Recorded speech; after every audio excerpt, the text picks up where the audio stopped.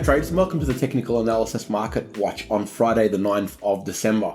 So we've seen some good movements this week. A lot of the levels that we were talking about last week basically got hit, and we're seeing a little bit of consolidation ahead of some pretty important news tonight in the US. So we'll jump straight into the charts and see if we can identify any trades for today or early into next week. So we'll start out here with the Aussie USD. And you can see that we hit the target that we were looking for last week at around that 68.50 mark, and it did sell down to the 20 moving average. As you know, quite often it's been a bit of a support line for it basically for the last 2 months, and you can see that it was no different here.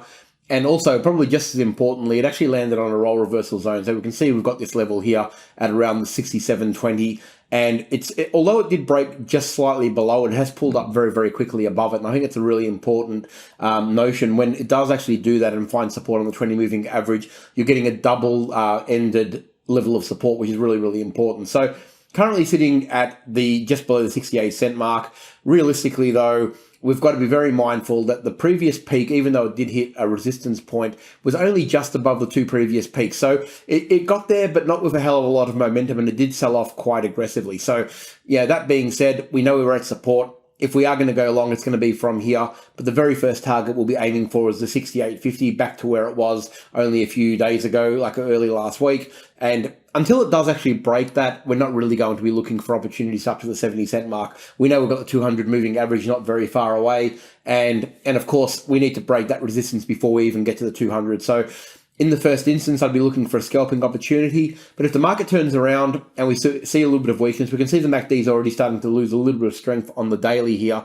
If we do see a little bit of weakness and we get a daily close below this resistance zone, and the 20 moving average, it will be resistance if it breaks down from there. You know, we could definitely start looking at levels at around that 65 cent mark, which is the next real target for it. So the two ways we play it, basically scalping up to the 68.50 if we continue on from here, which is a pretty solid sign. But if it does reverse in the US trading session, especially after the news, and we get a close below the support line that will become resistance and the 20 moving average, next week might look at a fairly weak sort of start to the week, and we start to target the low 66 cent mark or even high 50 or 69s.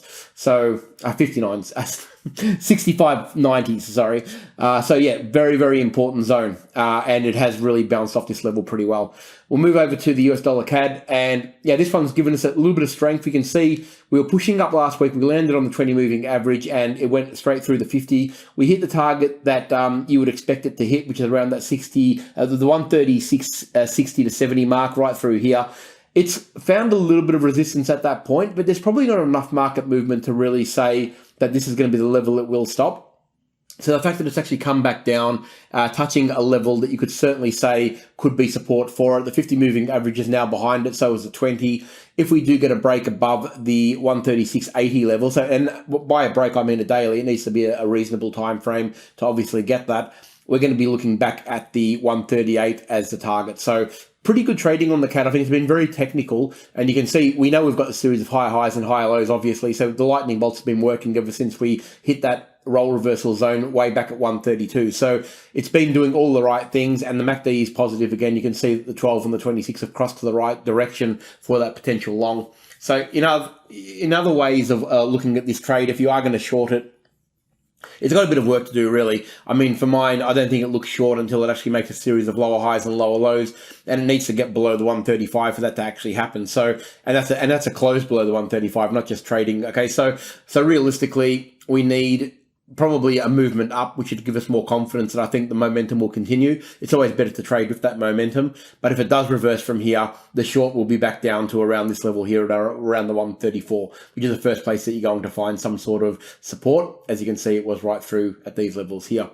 All right, move over to the US dollar yen now.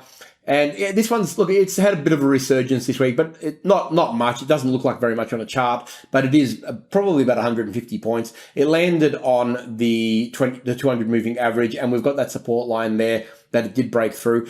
When you've got a very important support line, you can't expect it just to touch it and actually bounce straight off it. It is quite common, especially if there's a key moving average very close to that level, that you will see a little bit of a breach like this one did here, only by a handful of pips, but land on the 200 moving average and then rebound off. That still is a significant touch, okay? So even though it has broken through and it has come back and traded above it very quickly. So That being said, the 20 moving average above us now is where the resistance is going to be, which is also coinciding with that 138 level. Obviously the dollar strength is going to play a bit of a role in where this one goes. But to me, if I was scalping this one, I would be looking for an opportunity back down to the 135 on the short side, and I would be looking at taking profits at around the 138.50 on the high side. But just be mindful that if it takes a few days, the 20 moving average is going to drop another level again. So just be very careful with that, knowing that there is very strong resistance in front of it. My preference on this one is really, it's actually an unbiased view. I think it's right in the middle of this channel. Yeah, we're trading roughly around that 136.70 mark at the moment. I think it could go to 135.50 or 138.50 just as easily. So realistically, look for the smaller time frame changes of trend. If you see a bit of a move on a 15-minute or a 1 hour where a lightning bolt actually happens in the direction that you're going for, I think that's the direction you can take with the short-term momentum. But just be very mindful that the resistance is not far away and the support is not far away either for those two particular trades. So good trading though. I think it's pretty good for scalping, but we have to wait a little bit longer for a significant shift in a particular direction. And my feeling at the moment is that it's at very strong support. So if it is going to reverse and start moving back up again, this is the level that it's going to do it. All right, let's go over to the dollar index now. And yeah, this one is an interesting one. It's in a very, very important zone. It has been here for a few weeks now. And realistically, we were talking about this last week and it was basically at the same spot. It sold off a little bit. It got down to the as low as 103.80 here. You can see it's a very low move down, which pushed the euro higher, of course. It's starting to find a little bit of a base here at this level, though. So it's going to go one of two ways, obviously, but I think that it's not going to hang around here for very long. We're either going to see a significant break and push past the 103.80, and then we're going to start tracking down to the 102.50, or it's going to get up above the 20 moving average again and start tracking up back to the 105. I mean, this is a daily chart, and as you can see, the movements are getting quite restrictive now. Even though it is still technically making lower highs and lower lows, this was a very shallow pullback. And what concerns me about the long here is that we've got a 200 moving average, a roll reversal zone at that 105, and a 20 moving average bearing down on it. So we've got three very significant points of resistance right in front of it right now. So it's got some work to do to go long, I make no mistake. But if it does do that, you've got to be mindful that a very, very strong resistance has been broken, and that bodes very well for a move back up to the 107. So this is why I'm really conscious of the fact that the short is more likely because there's less in front of it. And if it does go short, if it continues on its move down, I mean, it has tested the 20 moving average and the 200 here on a daily. If it does go short, 103.30 is probably going to be the very first target, because that's the first real level of support that we can find for it way back here in the June of 22. So not very far away. Very important zone. We'll go to the euro, of course, the main beneficiary of that move, trying to break higher, a series of higher highs and higher lows. No worries about that. It did try and make a new high here. You can see that 105.88, I think was the highest point it got to. So it hit the point that we were talking about last week, which is great. Hopefully you were able to trade that, because it was a reasonable move, and it was very likely that it was actually going to do that. There was no real resistance in front of it all the way to the nearly 106 really, but it always stops at the 80s. Like, we know that the 80s are very important zones in currency. So hopefully you're able to take that trade. A little bit of a pullback, a shallow pullback, very similar to the dollar index, of course, the complete reverse of what we saw. If we see a break above the 106, it's going to be significant. That's going to see a very big short on the dollar index, probably down to the 102s, like I said. But again, I wouldn't be trading that until it actually does it. This is not one of the ones where you want to be the first person in the battle. You want to see price actually get past that level first, close above it, and then trade the retrace back to it. Generally, they do retrace to that key level, and if they do retrace, that becomes a very strong roll reversal zone and gives you a far better trade actually to go long. Don't forget, there is a lot of movement up on this particular pair. So the Euro USD can go all the way to 109 with no trouble whatsoever. So you don't have to be the first trade in at 106. Wait for it to break through. On the flip side, of course, the dollar index starts to increase in strength, which the least likely, but if it does do it, the euro is going to look short past the 20 moving average. So if we get a break below a daily close below the 20 moving average on the daily, then we start looking at shorting opportunities back to the next key zone at around that 102.50 area. So you can trade it both ways, but at the moment, the most likely scenario is it's going to break the 106. So very important to keep an eye on it. Just be mindful if you are trading long, it's got resistance only about 15 pips away. So that is very strong resistance in front of it. My gut feeling would be to wait for that to break through and trade the retest if long is where you want to go. All right, the last one we'll have a look at is the US 500, of course, the all-important S&P. The channel got broken this week. You can see that we've got that ascending channel got broken all the way down to our support level. So hopefully you're able to trade last week's lines that we were talking about because they played out perfectly.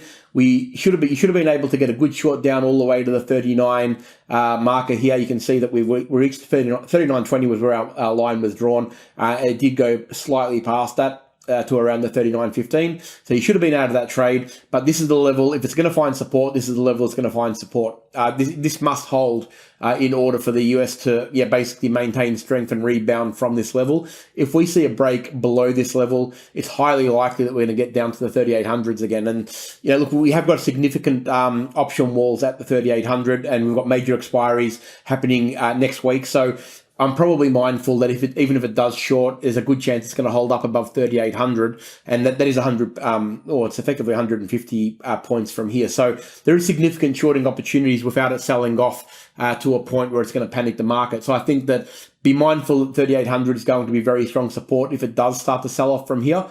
It did break the channel, and it is retesting the bottom of the channel and the 20 moving average from below. So generally, as a rule, that's not really a good sign for strength, okay? Like we saw a high that didn't reach the top of the channel, and we knew that was strong resistance at that 40.30 anyway, so and again at the 41. So we had two very strong points of resistance that were going to be difficult to break through, and so we give it a little bit of leeway for not reaching the top of the channel, but the fact that it's broken the bottom is concerning.